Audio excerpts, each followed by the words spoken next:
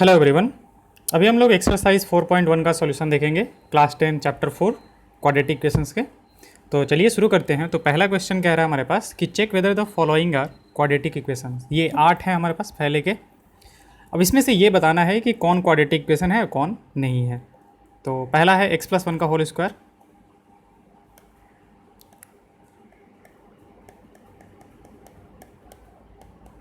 Is equal to कितना है हमारे पास 2 times x-3।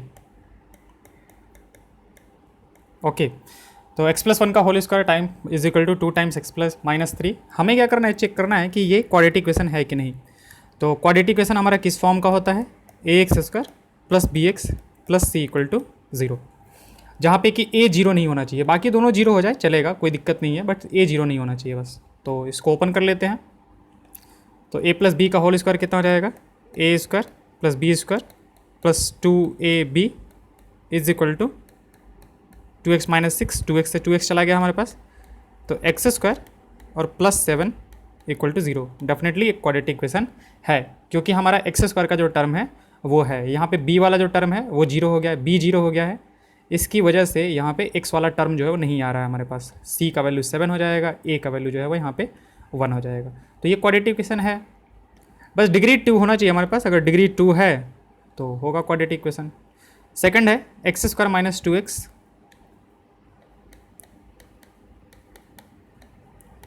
Is equal to -2 times 3 minus x. Okay, अब यहाँ से अगर सॉल्व किया जाए तो x² minus 2x is equal to -6 और प्लस कितना 2x। तो अगर सॉल्व किया जाए तो x² minus 4x plus 6 equal to 0।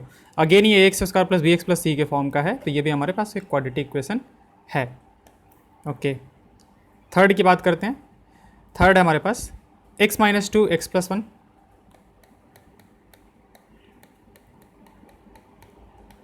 Is equal to, हमारे पास है x-1 x+3, x-1 x+3।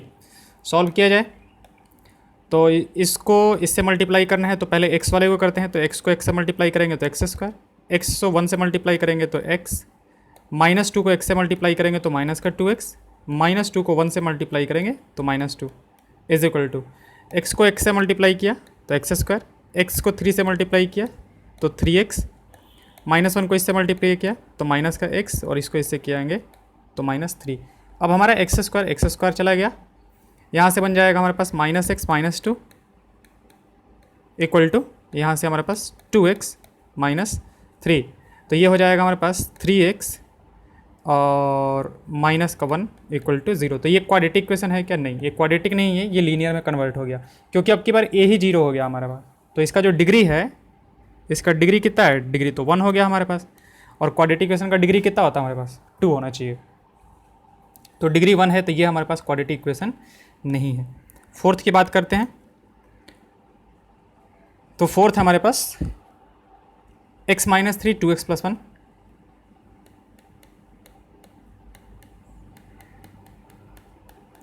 Equal to है हमारे पास x इंटू x+5।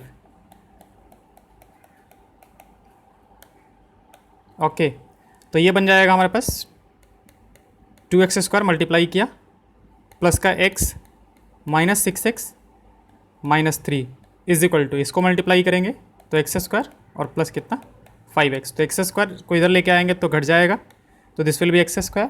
यहाँ से हमारे पास माइनस का 5x आएगा और ये -5x इधर आएगा, तो माइनस का 10x -3 equal to 0। ax² plus bx plus c के फॉर्म का है, तो ये भी क्वाड्रेटिक इक्वेशन है। अगले पे आते हैं, फिफ्थ पे 2x -1 x -3 2x -1 x -3 x plus 5 x -1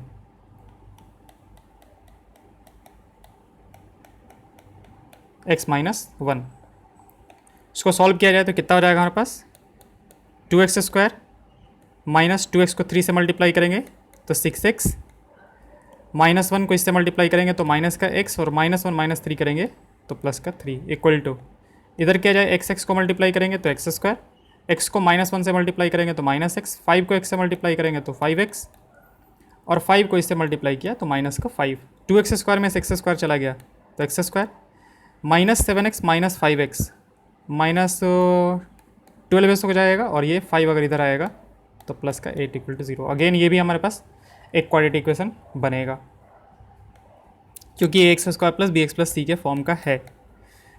6th की बात करते हैं तो क्वेश्चन नंबर 6 है हमारे पास, x square plus 3x plus 1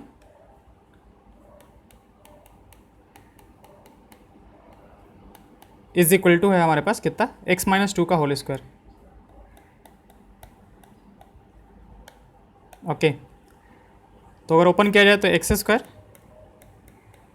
plus 3x plus 1 equal to यहाँ से एक्स स्क्वायर प्लस 4 माइनस कितना 4x, एक्स स्क्वायर से एक्स स्क्वायर चला गया हमारे पास, तो ये 4x प्लस 3x कितना हो जाएगा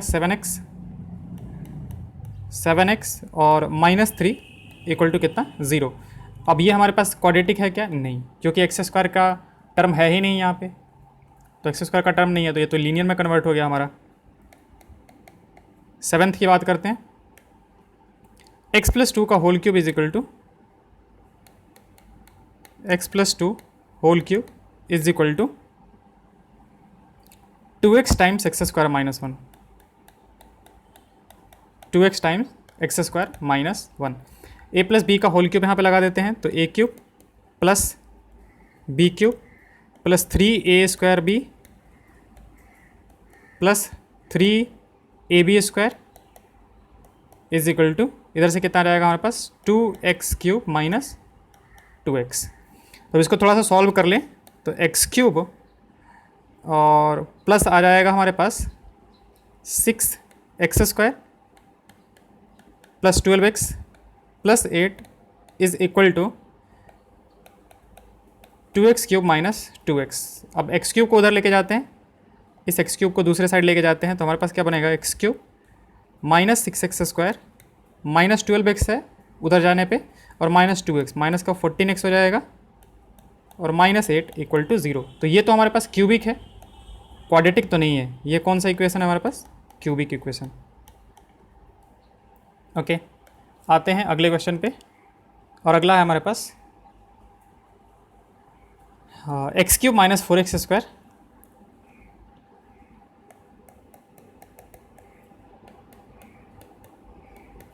x cube minus 4x square minus x plus 1 is equal to x minus 2 का whole cube is equal to x minus 2 का होल क्यूब। ओके, ये हमारे पास, इसको सॉल्व करते हैं तो x cube minus 4x square minus x plus 1 equal to x minus 2 का whole cube जब करेंगे हम लोग तो क्या हो जाएगा a cube minus b cube minus 6x square plus 12x minus का 3a स्क्वायर बी और प्लस का 3ab स्क्वायर, उस तरीके से करेंगे तो ये निकल के आएगा हमारे पास। अब एक्स क्यूब और एक्स क्यूब दोनों साइड से कैंसिल आउट हो गया, 6x स्क्वायर को अगर इधर लेके आएंगे तो ये हो जाएगा हमारे पास 2x स्क्वायर माइनस का x है और ये माइनस 13 माइनस 12x माइनस का 13x हो जाएगा, और इसको अगर इधर लेके आएँ तो ये this will be 9 equal to 0। तो अगेन ये भी हमारे पास एक क्वाड्रेटिक इक्वेशन है क्योंकि ये भी हमारे पास ax square plus bx plus c equal to 0 के फॉर्म का है, जहाँ पे कि a जो है वो 0 के बराबर नहीं है। ओके, आते हैं अब क्वेश्चन नंबर 2 पे। तो क्वेश्चन नंबर 2 क्या कह रहा है हमारे पास कि the area of a rectangular plot is 528 meter square, the length of the plot in meters is 1 more than twice its breadth, we need to find the length and breadth. मतलब कि हमें क्या करना है, क्वाड्रेटिक इक्वेशन के form में express करना है बस इस सिचुएशन को। तो देखो, एक हमारे पास रेक्टेंगल दिया हुआ है जिसका कि एरिया बोला है इसने कि इसका जो एरिया है वो 528 मीटर स्क्वायर है हमारे पास। इसका जो विड्थ है मान लेते हैं वो x है हमारे पास। तो उसने बोला है ना कि जो लेंथ है, लेंथ जो है is 1 more than twice its breath. तो इसका लेंथ कितना हो जाएगा, मान लेते हैं कि इसका ब्रेथ जो है वो x मीटर है, तो हमारा लेंथ जो हो जाएगा, उसने क्या बोला है कि विड्थ का डबल से एक ज़्यादा, तो 2x प्लस 1 मीटर हो जाएगा हमारे पास। तो यानी कि ये जो है वो 2x प्लस 1 मीटर के बराबर है। अब इसका एरिया दिया हुआ है, तो एरिया ऑफ रेक्टेंगल होता है क्या है हमारे पास, एरिया ऑफ रेक्टेंगल जो होता है वो क्या होता है, length into breadth.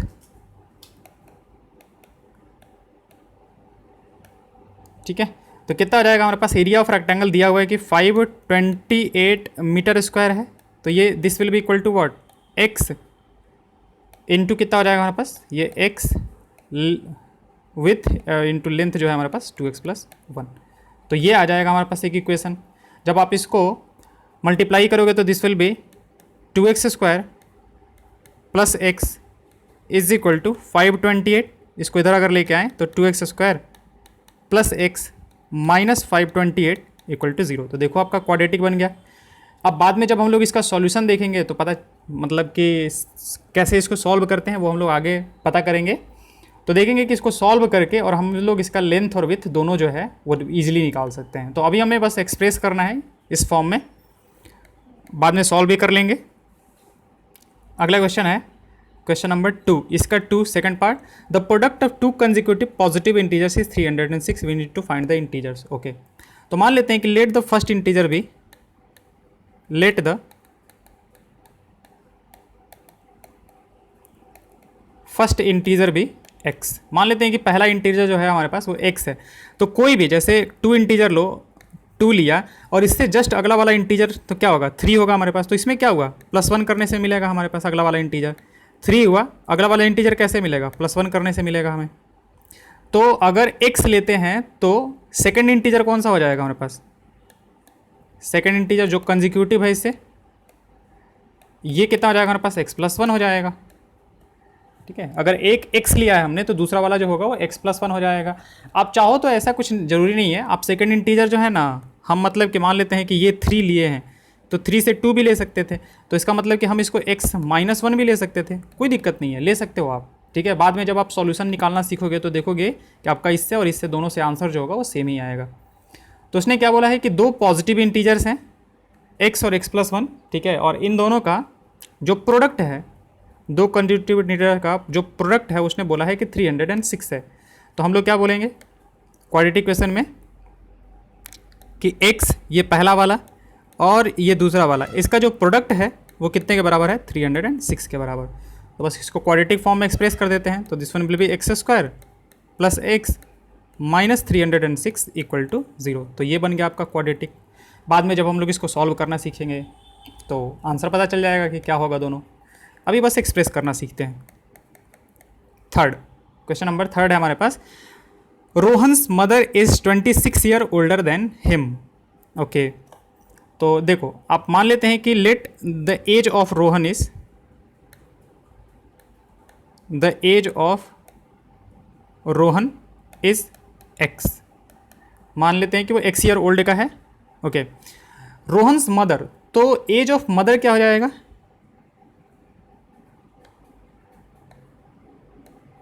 As of Rohan's mother क्या हो जाएगा, रोहन्स मदर इससे 26 साल 26 ईयर्स बड़ी है वो, तो कितना हो जाएगा x + का 26 ईयर्स। ओके, ये मान लेते हैं कि x ईयर्स है हमारे पास, तो ये कितना हो जाएगा x + दिस ईयर्स, इतने बड़ी है वो। ओके, फिर दिया हुआ है हमारे पास कि the product of their edges 3 years from now is will be 360। अच्छा, अभी से 3 साल बाद, 3 years from now, 3 years from now, अभी से 3 साल बाद रोहन का एज कितना हो जाएगा, रोहन्स एज विल बी कितना हो जाएगा, अगर अभी वो x ईयर का है तो अभी से 3 साल बाद उसका एज क्या हो जाएगा, x + 3 ईयर्स, और उसकी मदर का भी एज 3 साल बढ़ेगा, रोहन्स मदर एज, रोहन्स के मदर का एज जो होगा वो कितना बढ़ जाएगा, x + 26 अभी है, 3 ईयर्स और बढ़ जाएगा, तो इतने ईयर्स को हो जाएंगे। अब बोला है कि ये जो एज है और ये जो एज है, यानी कि x + 3 और ये कितना हो जाएगा, x + 29, इन दोनों का जो मल्टीप्लिकेशन है वो कितने के बराबर दे के रखा है, 360 के बराबर दे के रखा है, कि ये जो है वो 360 के बराबर है। तो बस इसको सॉल्व कर लेते हैं, थोड़ा क्वाड्रेटिक में एक्सप्रेस कर लेते हैं। तो x square plus 3x plus 29x और प्लस 29 इंटू 3 87 इक्वल टू कितना 360। तो ये आ जाएगा हमारे पास एक्स स्क्वायर और प्लस 32x और 360 में से 87 को अगर घटा दें हम लोग तो 273 माइनस का 273 इक्वल टू 0। तो देखो हमने क्या कर दिया, इसको क्वाड्रेटिक फॉर्म में एक्सप्रेस कर दिया। ये आपका क्वेश्चन नंबर 3 हो गया। 4th पे आते हैं। 4th क्या कह रहा है, train travels a distance of 480 kilometre at a uniform speed. If the speed had been 8 kilometre per our less than it would have taken 3 hours more to cover the same distance. We need to find the speed of the train. Okay तो जो पूछा है ना उसको हम लोग x मान लेते हैं। Let speed of the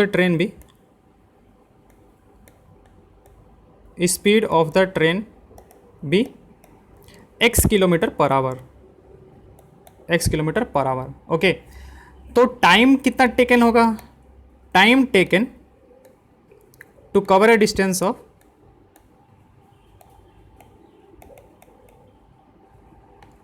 of 480 kilometre. 480 kilometre distance travel करने में कितना टाइम लगेगा। हमारे पास एक्चुअली होता क्या है, डिस्टेंस इज इक्वल टू क्या होता है हमारे पास, स्पीड इनटू टाइम। तो हमें टाइम चाहिए, तो टाइम क्या हो जाएगा, टाइम जो हो जाएगा वो हो जाएगा डिस्टेंस डिवाइड बाई कितना, स्पीड। डिस्टेंस बाई स्पीड हो जाएगा हमारे पास। तो डिस्टेंस टोटल कितना है 480 किलोमीटर और स्पीड जो है वो ऊपर में दिया हुआ है x। तो इतना आवर लगेगा हमारे पास, इतना आवर्स लगेगा टाइम। ओके अब उन्होंने बोला है कि if the speed had been 8 kilometre less. Okay अगर स्पीड 8 किलोमीटर पर आवर कम होता तो पहले x था, तो न्यू स्पीड कितना हो जाएगा, न्यू स्पीड जो होगा हमारे पास that will be what, x minus 8 kilometre per hour. ये नया वाला स्पीड हो गया हमारा। तो उन्होंने क्या बोला है, then it would have been taken 3 hours more to cover the same distance. मतलब सेम डिस्टेंस को कवर करने में कितना टाइम लगता है हमारे पास, 3 घंटे ज़्यादा लगता। तो देखो पहले टाइम इतना लग रहा था, नाउ न्यू टाइम कितना हो जाएगा, न्यू टाइम टेकन, नया वाला जो टाइम होगा वो कितना हो जाएगा 480/x तो पहले से था तो 3 घंटा ज़्यादा लेगा। ठीक है तो इतना आवर ले लेगा। तो आप ये देखो कि नया वाला स्पीड ये है और नया वाला टाइम ये है, तो अगर हम स्पीड और टाइम को मल्टीप्लाई कर दें तो हमें डिस्टेंस मिल जाएगा। सो क्या हम लोग ऐसे लिख सकते हैं कि x माइनस 8 को अगर हम मल्टीप्लाई कर दें किससे, 480/x प्लस 3 से, तो ये 480 के बराबर आ जाएगा क्योंकि 480 टोटल डिस्टेंस है। तो यहाँ से अब आप सॉल्व कर लो, इसको सॉल्व करोगे तो कितना जाएगा, x माइनस 8 इंटू कितना हो जाएगा हमारे पास 480 प्लस 3x, एलसीएम ले लिया और इज इक्वल टू इधर आ जाएगा आपका 480x। ओके अब इसको थोड़ा सॉल्व कर लेते हैं। तो ये आ जाएगा 480x माइनस 0 8 से मल्टीप्लाई करने पे 0 64 6 32 और सॉरी यहाँ पे थोड़ा गलती हो गया, 8 4 जा 32 और 6 38 ये कुछ आएगा हमारे पास। और 3 से जब मल्टीप्लाई करेंगे तो प्लस का 3x स्क्वायर और माइनस कितना 24x इज इक्वल टू कितना हो जाएगा 480x। तो 480 से 480 चला गया हमारे पास 480x।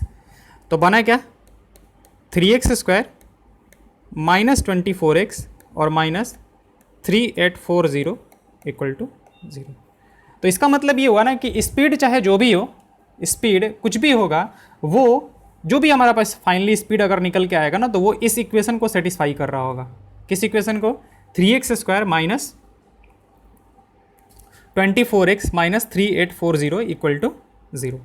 ठीक है तो इसको क्या कर रहा हो, आप चाहो तो इसको थोड़ा सा सिंप्लीफाई भी कर सकते हो, 3 को बाहर निकाल लो तो 3 को बाहर आप निकालोगे तो दिस माइनस 8x और माइनस कितना जाएगा 1260 1280 इक्वल टू 0। तो आपका जो भी स्पीड आएगा ना, आपका जो भी स्पीड हमने क्या माना था, x माना था ना, x किलोमीटर पर आवर।